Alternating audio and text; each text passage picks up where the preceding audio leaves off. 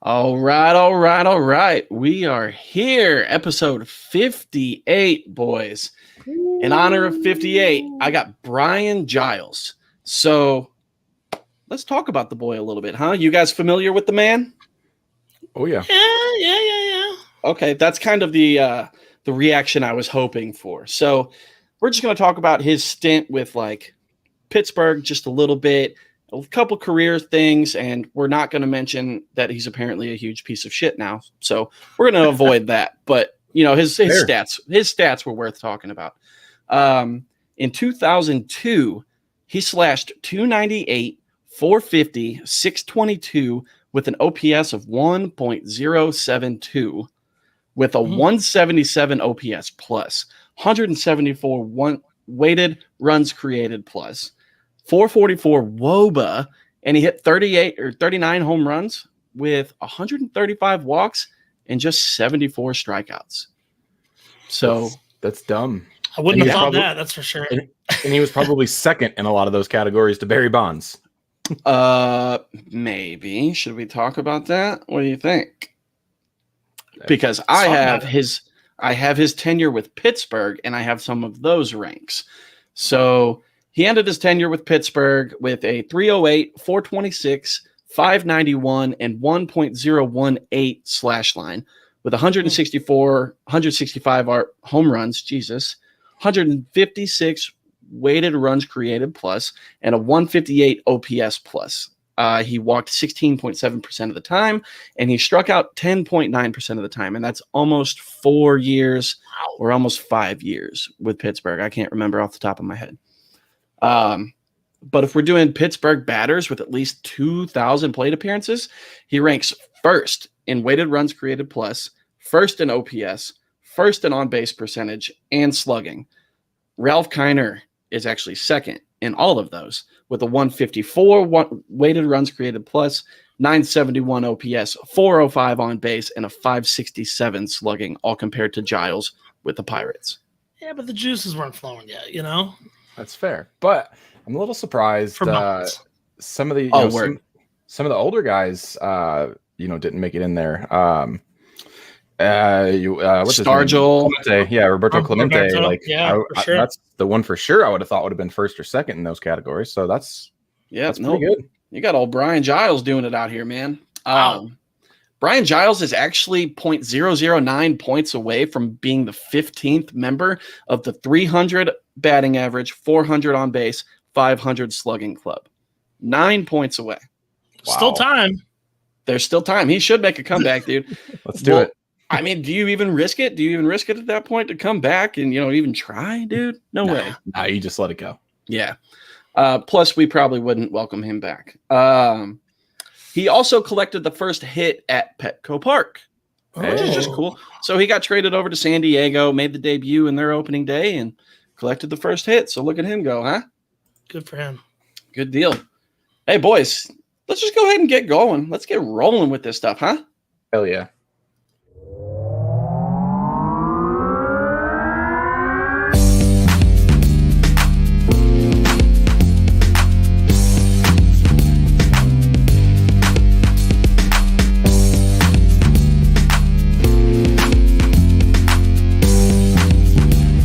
You're listening to the Upper Decker Podcast.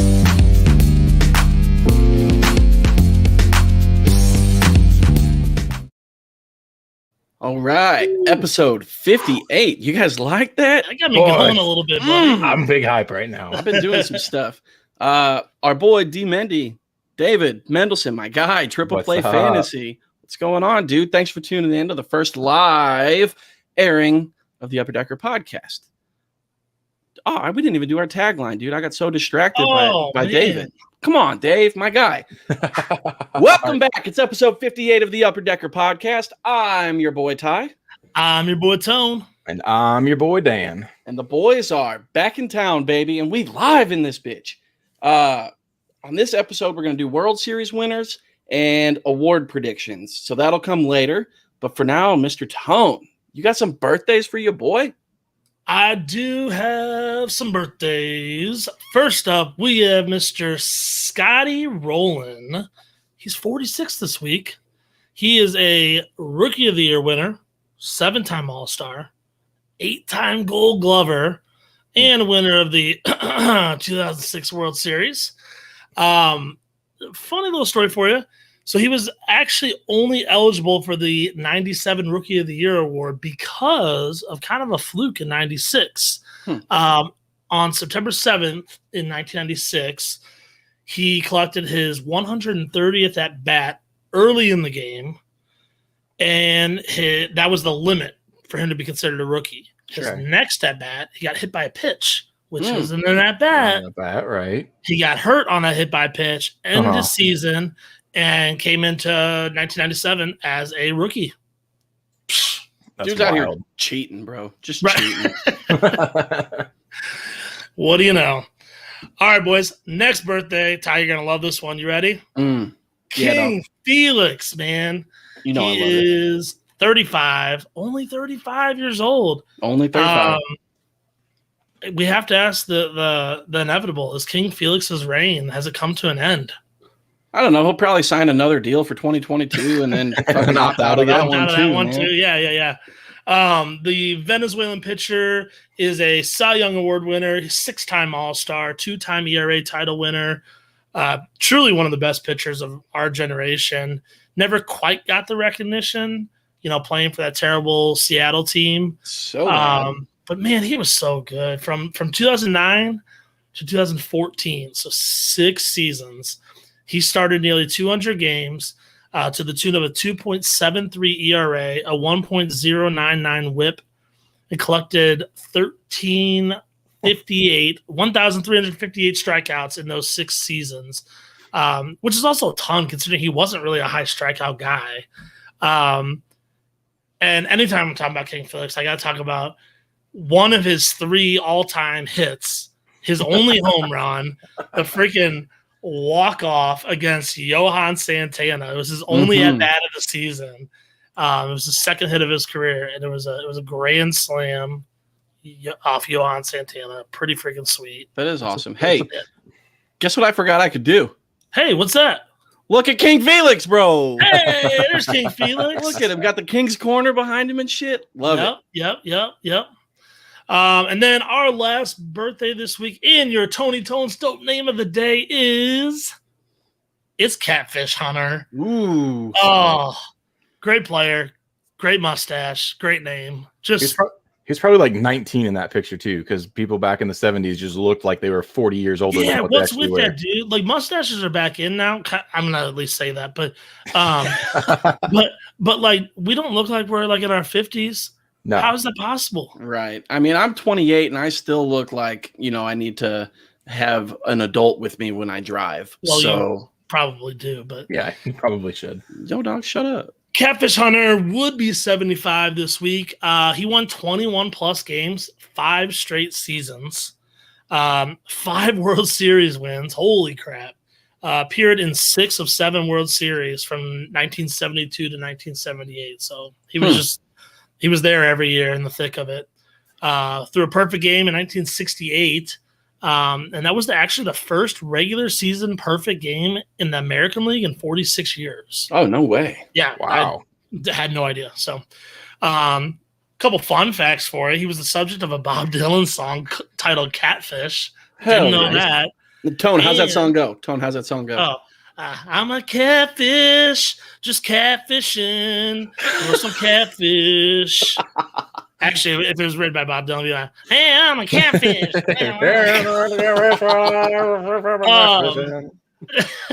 Another fun fact, old Catfish Hunter wrote 2 cookbooks after his career ended. So just all catfish recipes. Yeah, right. I really hope so. Dude, that would be I should have looked into that a little bit more. I really, really, really hope so.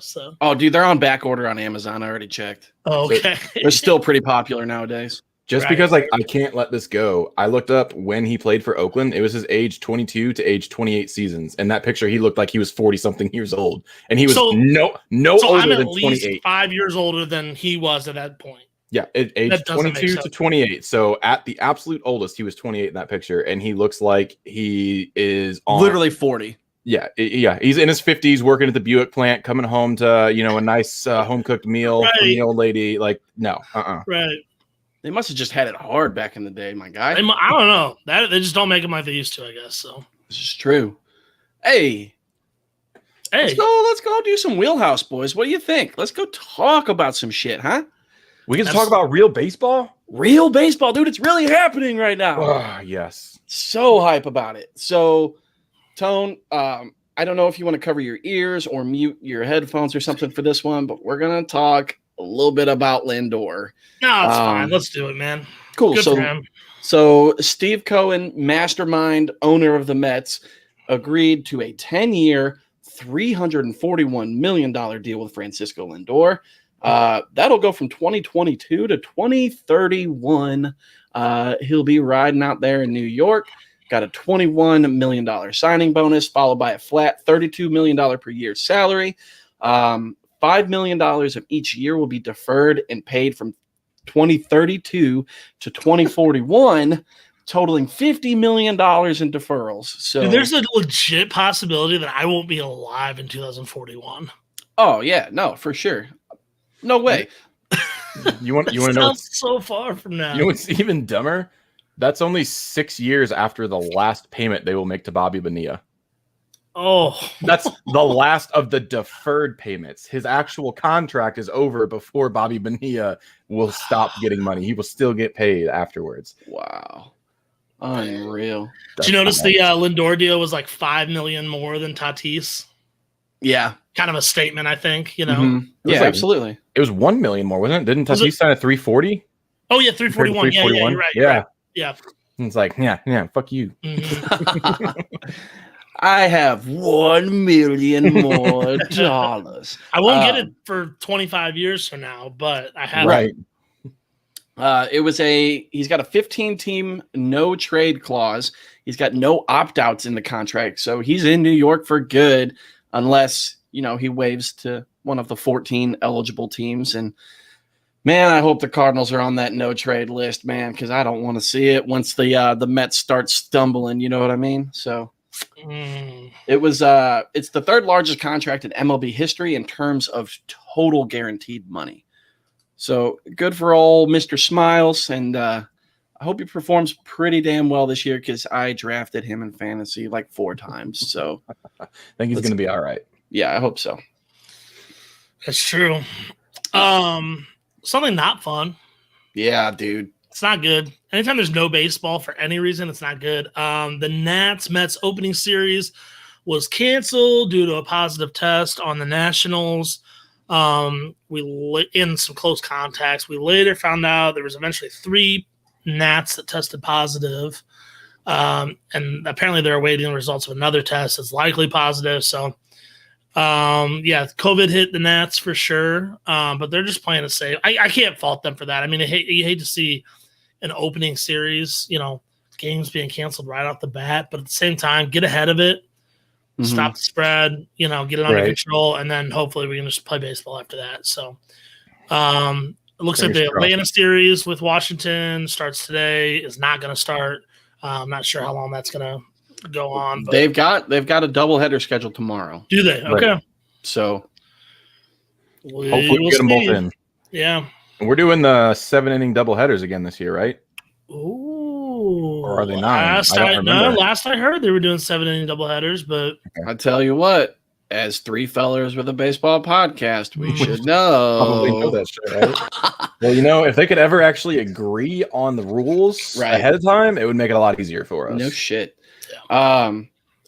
We're going to talk about one of my boys here, guys. David Fletcher signs a 5-year extension with the Angels worth $26 million. The contract is super backloaded, earning him $6 million plus from 23 to 25. So I don't know, man. I mean, we'll see. I like it. It's a very team-friendly contract, crazy team-friendly. They're just getting in before the getting's good, before they have to overpay him like they've been doing for, history, the Angels. Yeah. So they basically just bought out his arbitration years is essentially what it boils down to. Right. Which is good for him, man. I love me some Fletch. So he play every position on the damn field, reliable at the plate. I love it. Yeah, it'll be curious. I mean, he's definitely, versatile, like you said, defensively. He's improved every year so far offensively. we'll see. I don't know. I mean, but if he fails miserably, 25 million was 26 million. Right. It's not the worst contract the Angels have handed out in the last few years. So Right. It's still less than 1 year of Albert Pujols right now. So. Right. So they'll be fine. Yeah, I think it's a good deal. I completely agree. Staying on the Angels, did you guys see Shohei Ohtani yesterday? I did, man. I'm finally on the Shohei Ohtani train. So we're gonna get into Shohei again a little bit later, but so if anybody watching / listening didn't see this, he recorded the fastest pitch thrown by a starting pitcher so far this year at 100.6 miles per hour.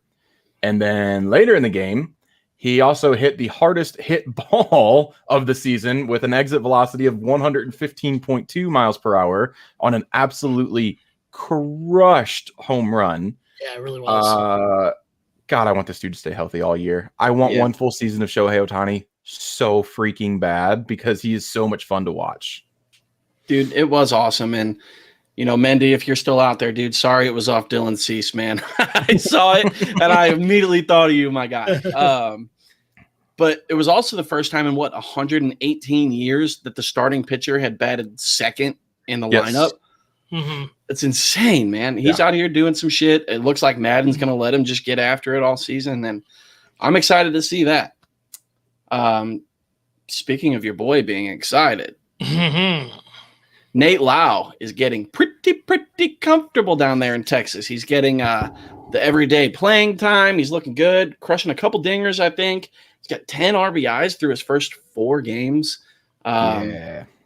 Pretty excited to see what that guy's got, on an everyday basis. And our boy Yancey Eaton out there, I know, was a huge fan of Nate Lowe. And thanks. Glad I got him now because this is really cool to watch. Yeah, your boy went and grabbed him in our league since I had a free roster spot with George Springer on the IL. So I'll trade I'm really happy about that. I'll trade you. Yeah, give me Bieber. Oh, eat me. Eat me. That's fair. Boys, we got to talk about it. So stupid. It's going to happen. We got to talk about it. We can't not talk about it. All right, let's talk about it. I'm putting a 3-minute time limit on this conversation. All right, ready, set. We got 2 seconds. 1, go. All right. The bench is cleared in Cincinnati, the great American ballpark. Nick Castellanos got hit by a pitch. Well, let's backtrack. Nick Castellanos did a little skip-to-loo. What's that called? Skip-to-maloo, something like that. Yeah, something like that. On a home run the previous day, right? Mm-hmm. Gets hit by a pitch by Jake Woodford. Doesn't like it. Him and Yachty talked about it. They were cool. And then he ends up coming around the bases and runs home on a wild pitch and flexes on Jake Woodford. Like that. Loved it. Yachty got in his face. Bench is cleared. It was a little crazy. Ty, we know your thoughts. Yeah, dude. Yachty's the biggest punk of all time. I just want to let you get it out. Yeah, dude. So, Yachty to me is us to Todd Frazier. Just a big old fucking punk, dude. Like, it's crazy. He's out here policing everything. Just chill out, homie. Like, he's defending his rookie pitcher. Yeah. Defend him without trying to mob. What are we doing? He didn't mob nobody. He was the only person that reacted. I mean, Arenado came running. He was right there. I don't think he was pissed off just that Castellanos flexed on him. I think he was pissed off that after the hit by pitch, Castellanos and Yachty had a conversation. Castellanos even talked about it later. And he's like, yeah, I talked to Yachty. I asked if it was on purpose. He said, no, I trust Yachty. We were all good. Mm-hmm. Then why'd you have to go and you know what I mean? Like, I'm all about having fun. But I don't blame him for flexing like that. That's fine. But you got to know there's going to be retaliation. It's just like getting hit by a pit or, I don't know, letting up I don't know. I feel like we're in middle school. I feel like we're in middle school with how many times we said flexing in the last 2 minutes. I will say one thing really fast, Ty, that in your favor, there is absolutely no circumstances where Castellanos should have gotten suspended for that. None whatsoever. Absolutely not. Well, there's no way that Castellanos or even kicked out of the game. Correct. He shouldn't have got suspended. He shouldn't have gotten ejected. And if he was getting ejected, Yachty also should have been ejected. I agree. Fair. We have to put that out there because there's no way you can react the way that he did and not have any type of, anything recurring. Like, if it was any other catcher in the league, like, I don't know, fucking Isaiah Kiner-Falefa, if he panicked and was jumping over Mike Moustakas trying to get at fucking Castellanos, no, you would never hear of it. They would both be ejected. They'd both be suspended. Done. The fact that it's Yachty and he's out here policing and, I don't like the way they do this. Eat me, dude. Get out of here. Old man. Just crabby as shit. Old as hell. Retire. I will say, greatest catcher of all time. Also, biggest dick. Can't stand him. That was a little over 3 minutes. That wasn't bad though. We were contained on that. We're good. Yeah, I'm still in my chair at least, so that's great.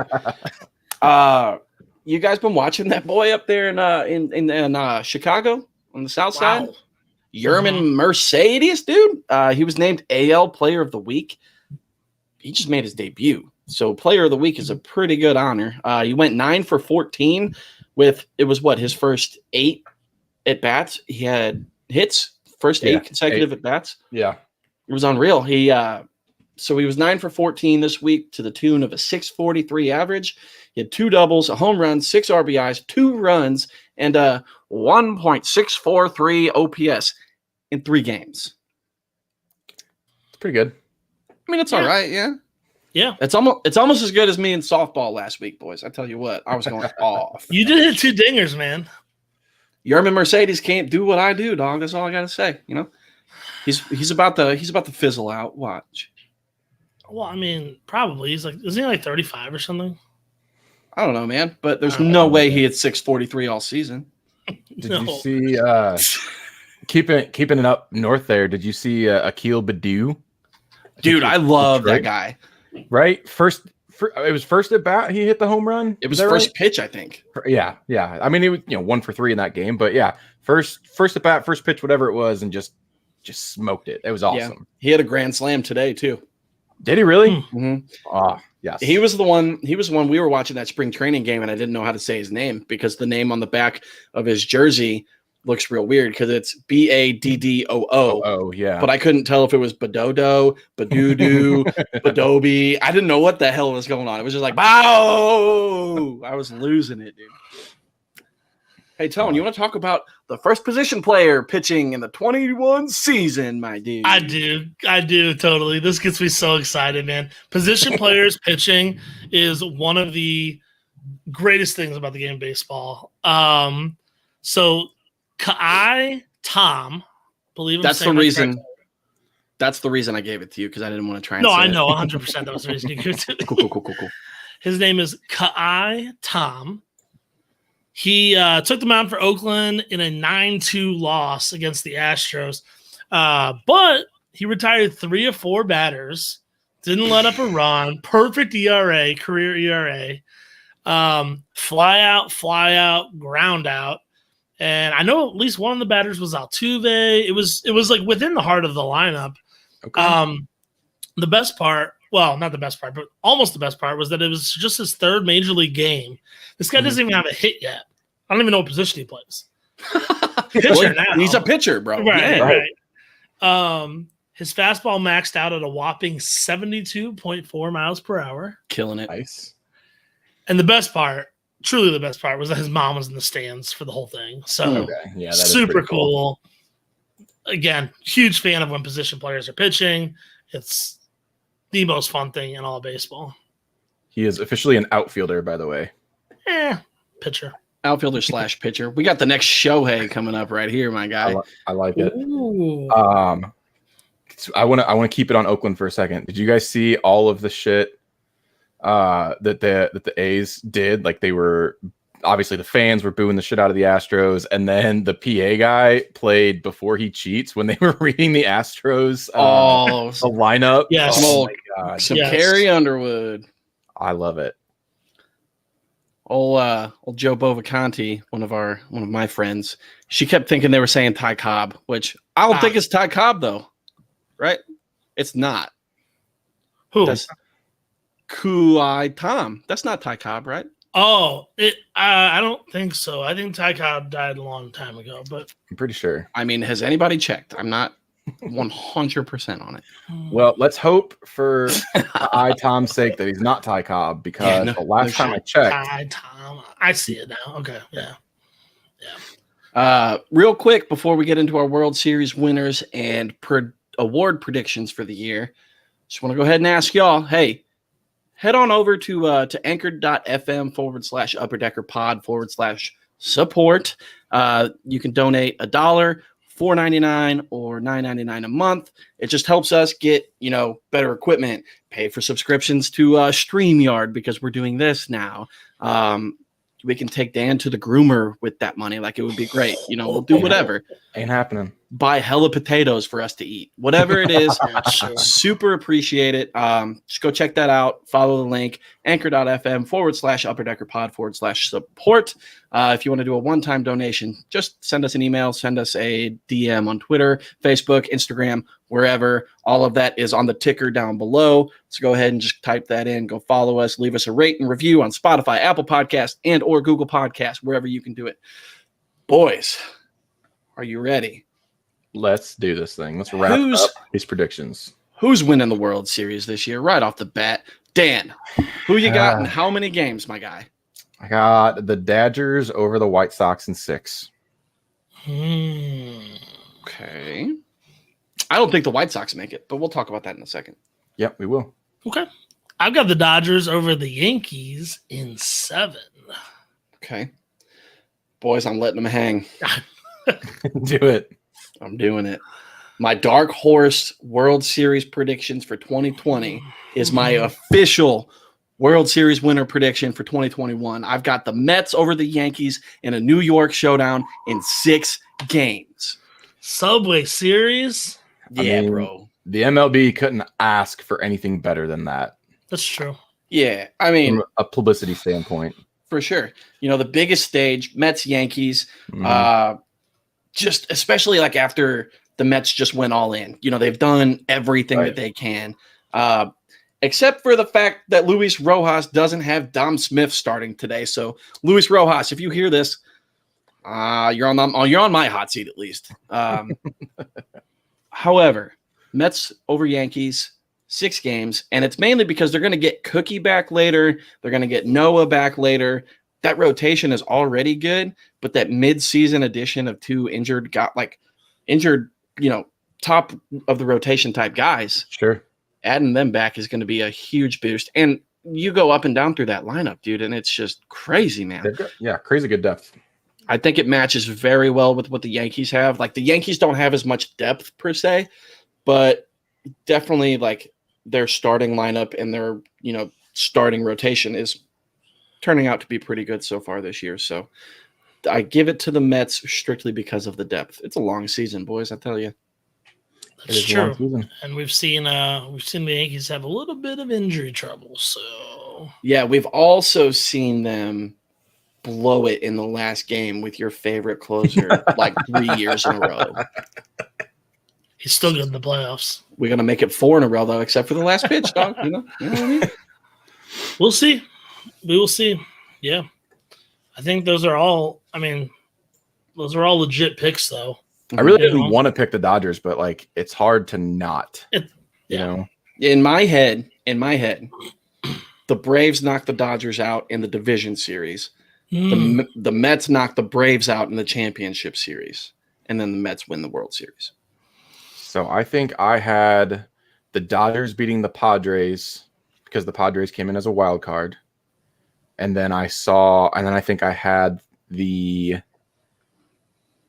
Braves beating the Cardinals. Hey! And then I wanted to be a homer, I just couldn't. And then the Dodgers beating the Braves on the National League side. Yeah, no, I get that. That happens all the fucking time. I get it. I think we all have like a general consensus of which teams are gonna be in the playoffs, though. So yeah, I don't think it's the White Sox, but Dan, why do you think it is? So I went back through all of our predictions and I took the records and I kept it true to what I predicted with our records here. So I had Obviously, the Yankees winning the East. I had the Twins winning the Central, and I had the A's winning the West. And then it made the Blue Jays and the White Sox my wild card teams, just based on the records that we predicted. So I liked the White Sox over the Blue Jays. And then I picked the White Sox in an upset over the Yankees in the divisional series. Got it. And then I don't think that the A's or the Twins are as deep as Yankees, Blue Jays, or White Sox. So whoever I would have picked out of that one, I think I would have picked over the A's and the Twins. So I've got the White Sox, just kind of Cinderella storying it up all the way in there. We're gonna have TLR with a bookend on the World Series championships. So. Oh my God! Oakland needs to win a game first before they go to the playoffs. That's a true story. They haven't done that yet. So I mean, you know who else hasn't won a game yet, Ty? Shut up. Boston. Yeah, I know. Whatever. It's gonna be. You know who they played this weekend? I don't care, bro. Isn't Baltimore 4-0 now?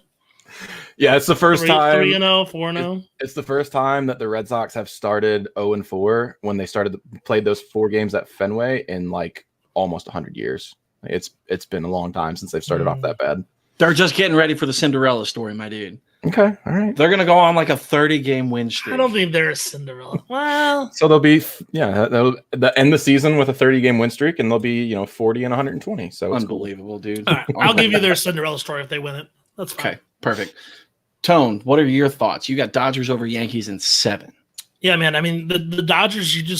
I can't look past like there's teams that have like such a good offense or such a good pitching staff.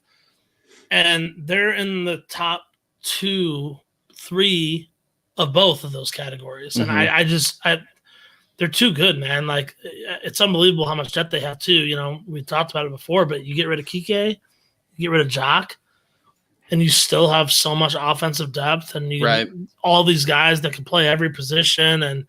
And you got a rotation where like Tony Gonsolin can't even make the rotation. Like, come on, man. David Price is in the bullpen. David Price is in the bullpen too. Yeah. Well, he kind of looks like he needs to be because he did not so great the other day. That's true. But I mean, it's still like, I mean, there's teams that would kill for a Tony Gonsolin or David Price, Right. I just don't think they can be matched. I love the offensive firepower of the Yankees. And I think it's going to take them really far. And I'm actually higher on their pitching than some people are. But I don't think they have the depth, and they just have that injury bug every year. And until they show that they don't, I don't think they can pull it off. Dude, I won't argue. That's why I got them losing too. So whatever. Let's move on to the National League a little bit. We've got predictions for MVP, Cy Young, Rookie of the Year, Comeback Player of the Year, and Manager of the Year. Let's start there and work our way back up, I think. So, Manager of the Year, Dan, who you got? Well, sticking with your pick for the National League, I got Luis Rojas. I do think he's going to be a hell of a manager, and it's just going to be a deep division. It's just going to suck, but I do think he gets enough recognition to say that he's riding the ship in New York for the Mets. Yeah, make that dose, dude. That's hard to argue with. I went with Jace Tingler. I think the Padres they're just so good. He was there last year, so he doesn't have the benefit of like coming in and saving. Yeah. Right. This isn't going to be their first wow season, so that might be what puts them behind Luis Rojas. But they're going to be good, and I don't think Dave Roberts will win it no matter what the Dodgers do. Right. So, yeah, that's what I got. Fair enough. Moving over to Comeback Player of the Year. I'm going to go first. I got Mike Soroka, dude. I think he makes an appearance here pretty dang soon, and he has a hell of a season after tearing his Achilles last year. Just make my heart feel good, Atlanta and Mike Soroka. I don't even care if you lose to the Mets in the championship series. Mike Soroka, get back on the mound, my dude. I like it. I'm a big Soroka fan. I drafted him in fantasy knowing that he was going to be on the IR for a while. I expect big things from him when he comes back for sure. I decided to go with Steven Strasburg, one of my boys. He sat out most of the season last year, just had those 2 starts and then got hurt. But just in 2019, man, 18 wins, led the league, 209 innings pitched, led the league in that too. He's solid and consistent as they come when he's on the field. So I think he's going to come back and have a really good age 32 season. So I like it. I'm going to stick with the trend of picking a starting pitcher in the National League East as the comeback player of the year, and I'm going with Cookie Carrasco on that one. I know we got a little bit before he makes his debut, but he's a feel-good guy, comes back anytime you come back from cancer, right? I know he came back last year, but come back from cancer and get a full year, be a good contributor to a postseason team. Yeah, that's my pick, and I like it. Well, that's the thing is the Mets have two, potential comeback player of the years. They got Cookie and you've got Noah. So we'll see what happens there. Dan, just keep it rolling, man. More NL East, dog. Rookie of the year. Yeah, let's keep the starting pitcher train rolling while we're at it too. So I believe I meant to verify this. I believe Ian Anderson is still rookie eligible this year. Correct. So I have him as my rookie of the year, leading that Braves rotation to yet another NL East championship. So I love it. Yeah, I like that pick a lot. I went with Ke'Bryan Hayes. I know he's got a lot of hype, and I'm always hesitant to buy into the hype, but same. Dude, I know it's 24 games. My goodness, man, 1.124 OPS last season. Show just a nice balance of pop and speed and just on a dog shit team too, and he just kills it. Terrible team. Hopefully an awesome player. We'll see. Yeah, I always find it hard as well with not necessarily the hype of a rookie, but the hype of a rookie on a terrible team. It's so hard for me to be like, oh yeah, he's going to do great because he's not going to have the chances to accrue all of those numbers and get the RBIs, get the runs, get, whatever. But the Pittsburgh Pirates don't look terrible right now. Yeah, whatever, Dan. Okay, whatever, dude. You're always hounding me about shit. I also went Ke'Bryan Hayes, dude. I like what I see. And if you would have asked me 2 weeks ago, I wouldn't have agreed. But I dug in. I started keeping an eye on him. I like it. I think it's going to turn out very well.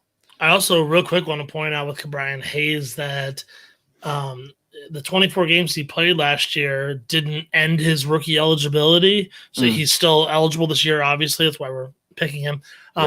Yet he finished 6th in Rookie of the Year voting last year. Oh, wow. Yeah. So, I mean, just in that short span of time, he got Rookie of the Year votes. That's pretty incredible. That is awesome.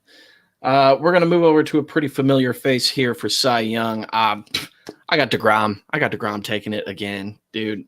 How can you even begin to well, I'll let fucking Dan talk about it, but I don't see how you can even start to go against a Jake DeGrom. He's been so good for so long, his whole career. We were talking about it, I believe, on the last episode, which hasn't aired yet. Sorry, everybody. Jake DeGrom is out there, man. He's had an ERA over 3 time in his career, I believe. He's at the height of his career right now. He's just going to keep going.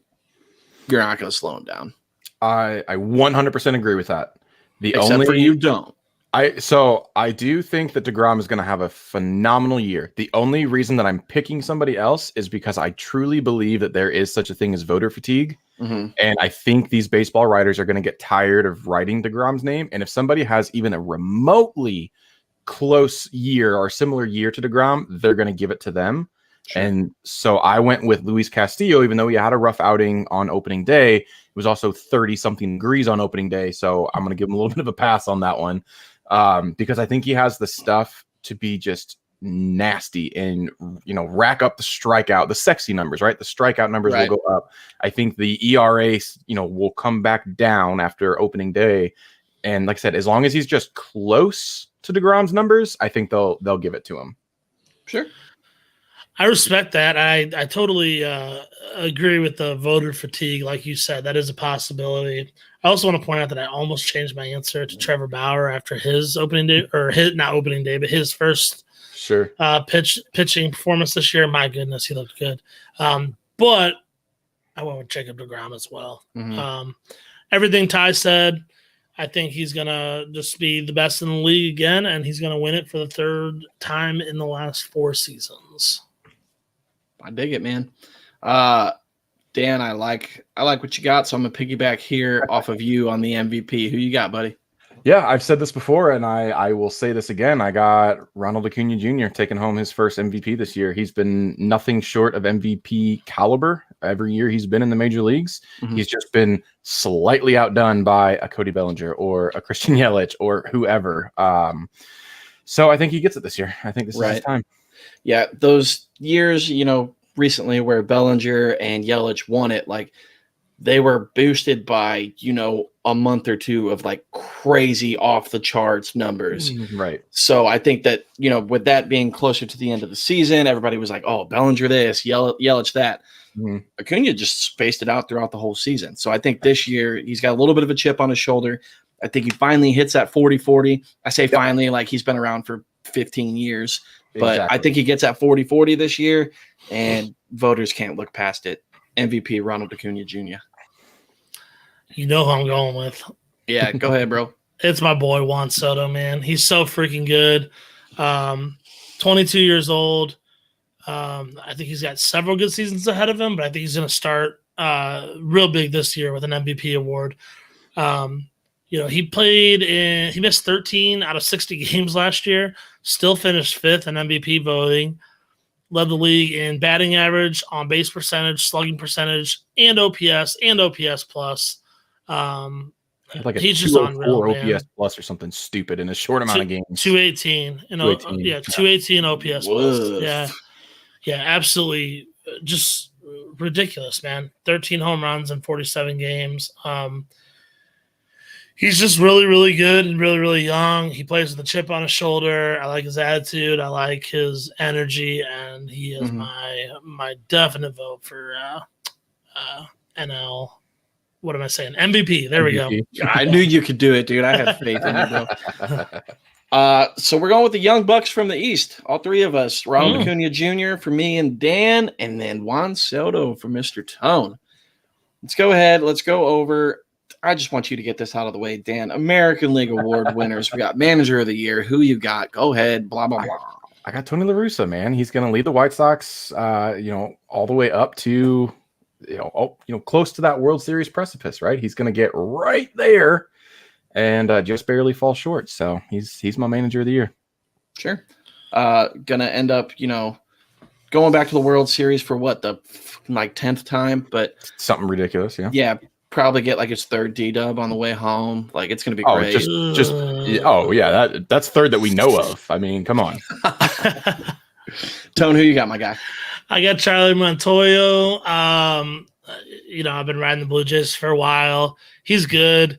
I like him a lot. They've got a lot of young talent, and anytime you can take young talent far into the season or even into the playoffs, it looks really good. He improved the 2 years he's been prior to this year, the 2 years he's been at the helm. He's improved. Came in 2019, 414 winning percentage. Last year, up to 533, got him to finish over 500 for the first time in a while. They look good. I could definitely see Charlie winning it.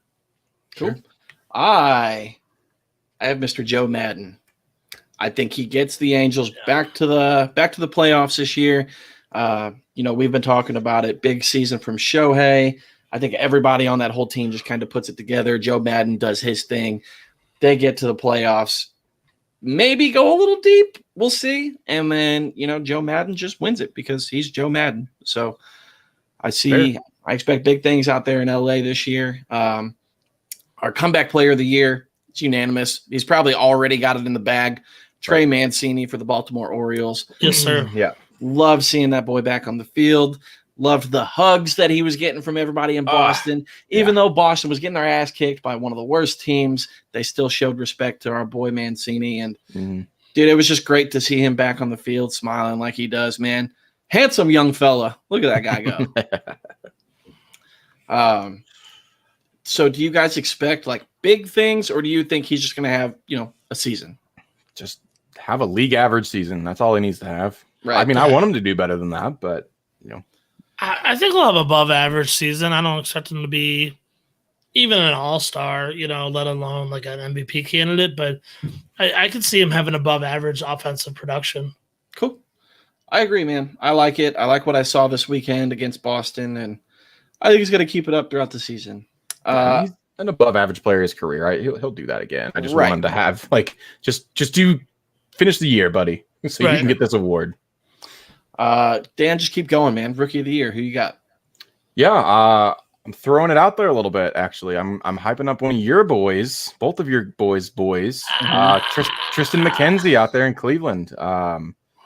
I'm intrigued. What can I say? I'm intrigued by this dude. So I want to see him go out, have a monster year, and take home the AL Rookie of the Year.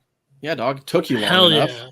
Me and Tone been talking him up for so long, and you're just, Tristan McKenzie. You're such a fucking douchebag. God, I hate you. Tristan McKenzie. Nah, I agree with that, dude. I like Tristan a lot. Gonna get those strikeouts. Gonna have hopefully a pretty low ERA, but them strikeouts are just so pretty, especially from a little string bean like that, man. Right? Little string bean. God, Tony's so tiny. Tony, who you got, my guy? I have Balby. I have Bobby Dahlbeck. I admittedly didn't get to see a whole lot of him last season. Kind of heard the hype a little bit this offseason and went back and watched a little bit from him and looked up his stats, and man, he was tearing the cover off the ball last year. Mm-hmm. Just 23 games, but I don't know. I really like what he's doing, and I'm thinking he's gonna be the Rookie of the Year for the AL. Hell yeah, dude! Over or under 40 home runs this year? Under. Cool. I'm glad you guys are on my side there. I don't think he needs 40 to win Rookie of the Year. No, but I mean, I just got to take David Mendelson to the fucking. No, I mean, let's see. He had 8. I don't know. Yeah, he had 8 in 20. That is a lot. That is a lot of home runs. I mean, a little quick math here. How many games was it? 3, 4. 7. This is great radio. I mean, that's 52. Oh man. I'm sticking with my undervote though. Yeah, I am too. Yeah. I wouldn't be shocked to see over, but I'm definitely guessing under. He also doesn't have a hit yet this season in 11 plate appearances. So, yeah, True. We'll hold the phone on 40 home runs. Right. I'm pulling for Mr. Andrew Vaughn for the Chicago White Sox. So with Eloy going down, I think that opens up a huge position for Vaughn to start every day. Sure. Great power numbers. I like what I've seen from him so far. Now that Tone's talked about Bobby Dahlbeck, I'm a little sad I didn't pick him, but I got to be a little different than y'all sometimes. So going Andrew Vaughn. I like what I see. Like I said, the power numbers, playing every day. If he can just be consistent throughout the season and then, the White Sox do make the playoffs, I think that's a big boost on his side. So, he's, realistically, he's the only one on a team that'll probably make the playoffs out of the 3 that we've picked. So, the Indians aren't going to make it. Right. The Red Sox aren't going to make it either. Might make it. And then I think the White Sox do make it either way. So, yeah. Let's keep rolling with the White Sox, boys. I have Lucas Giolito winning the Cy Young for the American League this year. Oh boy, I thought about switching it up because this was my Cy Young prediction, elsewhere with MLB and with our boys over at Triple Play. But I just like it so much, man. I like what I see from Giolito now. He's finally to the point to where this is what we've been looking for, and he's finally hit that. And I can't wait to see him put together this whole season, especially after how good he was in 2020 in that short season. I want to see him come out and just do that over a full 162, get 30, 31, 32 starts out of him, and just keep piling those numbers up, man. Super excited to see what he's got. I'm with you, man. I got the same. Lucas Giolito. He's just his stuff is just nasty. I like to see him get the ERA down a little bit. Mm-hmm. We'll see.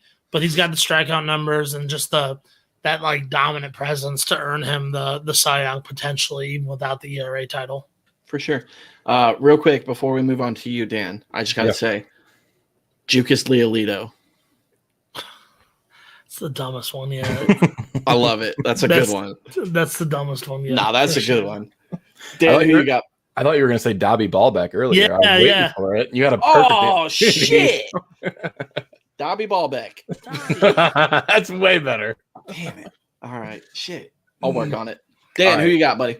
So I actually went back and forth on this one. I put Shane Bieber down at first because I think that's a solid choice. I love Lucas Giolito as well because I do think he is going to have a big year. But I also think that this is a year where Garrett Cole puts it together in New York because it's his second, year up there in the Bronx. He gets the jitters out of the way. I think he clears 300 strikeouts again. He's going to lead it in the AL East in ERA. I think that's my boy. I think he should have got it the year that Verlander got it in 19. So I think he redeems himself and takes home a Cy Young for himself this year. We 100% agree on that because the fact that Justin Verlander walked with that Cy Young, it's not bullshit. But I mean, if you compare their numbers, Garrett Cole had better numbers all the way around. Yeah. I think it was just the name. I don't know what the hell, but it was almost like making up for the year that Verlander got robbed when what's his name from Boston won it. I think that was in like 16, 15. I'm gonna put myself on the spot here. Yeah, you're doing great here. Garrett Cole. Okay. He's going to get them strikeout numbers back up. He's going to get that ERA back down. He struggled in his first couple starts, and especially, in 2020 with that short season, you only start 12 games. If you fuck up on 2 of them, 3 of them, you're not looking so hot. So I was talking about when Rick Porcello won it because it was pretty much. It was and that was in 2016, by the way. So it. I don't have both of their numbers side by side, but I do remember Verlander, I believe, having a better year that year. There was a little bit of a when Porcello won it. If I remember correctly, it was like, how the voters just pretty much nut over, wins. I think Rick Porcello had like 21 wins that season or something. Yeah. So right. All right, Dan, you've been saying it. Keep saying it. MVP of the American League. Who you got? I appreciate that you tell me I've been saying it because now I see this name popping up like fucking crazy over the last couple weeks. But Shohei Ohtani is going to be your American League MVP this year. I've been saying it for weeks, if not months. I want this dude to have one full healthy season where we get to see him be an offensive force at the plate and just a ridiculous presence on the mound. And I think 2021 is the year we get it. And I've mentioned this on a different episode before. I think Joe Madden is creative enough to get him in there as often as possible without getting him hurt. So hell yeah, dude. Uhei Shotani, that's your pick. Love it. Tone, who you got, bro? I like that pick a lot. I wanted to pick Shohei. I disagree on the fact that he's going to stay healthy all season. I can't see him staying like an everyday batter and also an every fifth day pitcher the entire year. I just can't see it. But I like that pick, and if he can do that, he's going to be the MVP. However, I played it safe. I don't normally do this, but I went really safe, and I went with Mike Trout, dude. I know he finished 5th last year in MVP voting. What a scrub, dude. The lowest of his entire career. Unreal. He's never been worse than the 5th best player in the American League. Isn't that crazy? Like his first year, aside from his first year, he wasn't even he wasn't even like technically a rookie. He still qualified for a rookie in the second year is what I'm trying to say. Oh, in 2011. Yeah. So 2011 he didn't qualify, but 2012 he won Rookie of the Year and finished 2nd in MVP voting, and then second, first, 4th, 2nd, 1st, 5th. And the only reason he got 2nd one of those years is because fucking Miggy hit the goddamn Triple Crown. Yep, exactly. If he wouldn't have got it, Trout would have another one. Right. But yeah, man, I think Trout's still. I think there's a lot of talk about some of these young guys, and rightfully so. Tatis, Acuna, Soto. But A, they're all in the National League, and B, I think Trout's about to say like, "Hey, I'm still the best player in baseball." Right. Oh yeah. I mean, could you imagine being the best player in baseball and being disrespected with a 5th place MVP vote, bro? Right. He's been the best for like 10 years, dude. He should have 10 MVPs. He's so good. Yeah. And he's. I know it's only 4 games in, but I mean, he's off to a good start. He's already got a 972 OPS in the first 4 games, so he's not messing around this season, man. He's gonna come out and just crush all year. Did you see him talk about how he's like, oh, I figured out why I was so bad last year. I figured something else out. It's like Michael Trout. Mike Trout, you're correct. Like you're telling me you're gonna get better. Right. You're gonna do more cool things and be better than top 5 your whole career, my dude. Also, he's not even 30, boys. Oh, dude. Right. What did you guys do before you were 30? Drink a lot. I didn't even have a baseball podcast before I was 30, let alone. Right. Yeah, dude, I'm 20, almost 8. I'll be 28 next week, and I threw my back out opening the fridge today. So, yeah. I don't think I'm quite on Mike Trout's level, and I'm pretty upset that I'm not. Dude, we played softball Thursday night. I couldn't sit down on the toilet the next day. It was bad.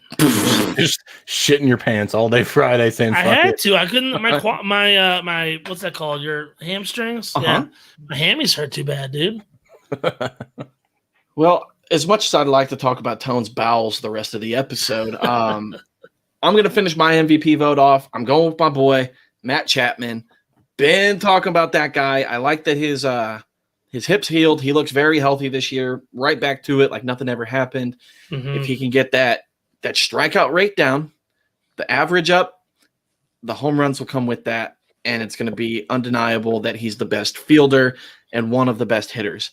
But he has to get that average up. And, again, no disrespect to Mike Trout because it's Mike fucking Trout, but you're going to get that voter fatigue on him like you were talking about with DeGrom. So we've already seen it throughout Mike Trout's career. I mean, you said it, Tone. Mike Trout's the safest bet, but, he's also hitting like 35% on MVPs. Like, get real, grow up, Mike Trout. Get old Matty Chaps out here, let him crush some dingers, let him lead the A's to the playoffs. A very scrappy A's team. He's obviously one of the leaders out there. I like what I see. He's going to keep going and keep busting some dingers up out there. Love it. Hell yeah. Hey, dudes, that's all our predictions. But guess what? The season has started. We get to bring back one of my favorite segments. We have our boys for this week of the 2021 season. Boys! So for those of you who have not been a part of the Upper Decker fandom and didn't experience what we did in 2020, each week we pick a player, each of us pick a player to keep an eye out on throughout the week, whether it be matchups wise, whether it be we just like this guy, whether they're hot, whatever. We give a guy to go out and watch. So we'll talk about them the following week, and then we'll come back with a new boy next week. So I like it. Without further ado, guys, I'm going to go ahead and hop right in. Do it, man. I got Eddie Rosario for the Cleveland Indians, man.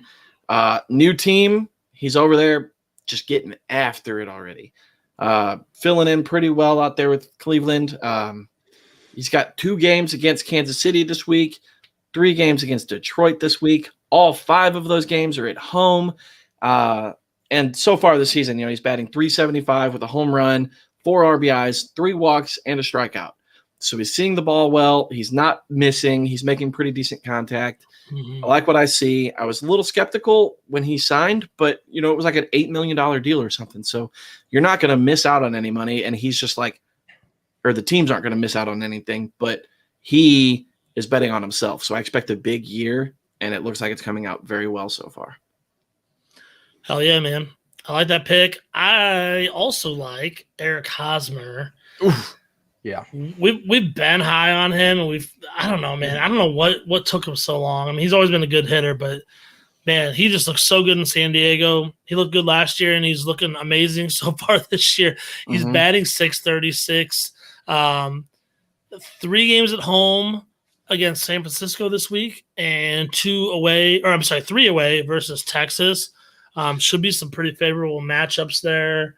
Yeah, we know he mashes against Texas too. Old Slam Diego, dude. We saw him. Saw him do it last year. Not like disrespected Texas last year, right, man. Yeah, not like it's ingrained in my brain or anything, but they did hit 4 consecutive Grand Slams in 4 consecutive games against the Rangers. So I'm sure they're going to come in and be like, "Yo, let's do it one more again." So if he hits a Grand Slam in the first game against the Rangers, all hell is going to break loose, and I can't wait for it. Yeah, for sure, man. Even I'm hype about that, dude. Right. Yeah. That's So my boy. I'm gonna keep it out west because I do like Hosmer, and I'm gonna stick with this dude. I don't know why I'm so high on this guy, but Jared Walsh, man, he hit the shit out of the ball last year. And he's doing pretty good so far this year. Not quite a 636 average, but he's 4 for 8. Good for a 500 average, which includes that was such fast math, Dan. 2 ding. I know I'm pretty good at it. Thank you. And of his 4 hits, he's got 2 dingers and a triple, 6 RBIs. His stat line right now is stupid. It's 500 average, 556 on base, 1500 slugging, and a 2.056 OPS, which is good for it's a respectable 448 OPS plus right now. So he's doing okay. Safe to say he's pretty mad that he didn't get to start the season opener. Madden did put Pujols in his place after saying that Jared Walsh was going to be the everyday first baseman in the offseason. So I mean, I get it, but all Jared Walsh is doing is exactly what he did last year, and it's hitting the shit out of the ball. The only thing that could potentially hinder him this week is he does have a tougher schedule, but I do think he's built for it. So they've got 2 games against Houston, who just completed a 4-game sweep of Oakland, and then 4 against Toronto, who then they do have a couple lefties out there. So he may not play every single game this week, but I do think he's good enough to get in there for a majority of them, and I think he's just going to keep on mashing. Dude, you're saying it. I mean, the 2 dingers that he hit last night, or oh the my 2 dingers God. he hit were last night, one of them being a walk-off, and it was just beautiful, dude. Pimped the hell out of it, ran about 30 feet off the foul line, and was just hyping everybody up. I loved it. I love me some Jared Walsh. I'm on your side with that, my guy. Hell yeah. That seems to be the episode, though, huh, boys? We done did it? Yeah. I believe so. Our first live episode. Yeah, first live. Thank y'all for tuning in this week. Super appreciate it. We're going to keep doing this every week. This gives us a chance to talk to y'all. Well, you guys can watch. You can comment wherever you're watching. If you're on Facebook, YouTube, or Twitter, you can comment on the live feed, and we see it live, and we can talk to you guys and answer your questions, or you can make fun of us, and I'll call you out for being ugly or something. I don't know. Do whatever. But go ahead and tune in and tell us what you think. So I just want to thank you guys for listening so far, or watching if you did. Go ahead and head over to our social medias that are all down there at the bottom across the ticker. Twitter, Facebook, Instagram, and YouTube. It's all Upper Decker Pod or Upper Decker Podcast. Just give it a search and it'll be there. Tone, where can they listen to us at, bro? You can find us on Spotify, Apple Podcasts, Google Podcasts, tons of other platforms. You can find them all at Anchor if you go there. But if you go to any of those places, leave us a review, leave us a rating, 5 stars. Tell us we are the best podcast you've ever heard in your life. And handsome. And handsome. Because we try, We do this for you guys. Yeah, Mr. Dan. Tell them how to maybe give us some money, too. Yeah, we would certainly be grateful if you wanted to give us a couple bucks so we can buy new equipment, like Ty said earlier, so we can pay for StreamYard and do cool stuff like this and maybe get some merch. We might have something in the works on that one. Yo! But all that stuff costs money. So if you want to help us with that, and head over to anchor.fm/upperdeckerpod/support. You can sign up to be a monthly contributor for 99 cents, $4.99, $9.99, or if you just want to hook us up with a one-time donation, you can reach out to any of us on socials, DM us, or you can email us at upperdeckerpod2020@gmail.com, and we will tell you how to send us a one-time donation if that's what you want to do. It goes down in the DMs, though. I tell you what. I love me. All right.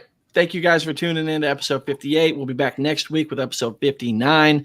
Go ahead and check this out on Spotify, Apple Podcasts, Google Podcasts. If you missed the live stream, we'll see you next week. Appreciate y'all. Thank you so much. Peace.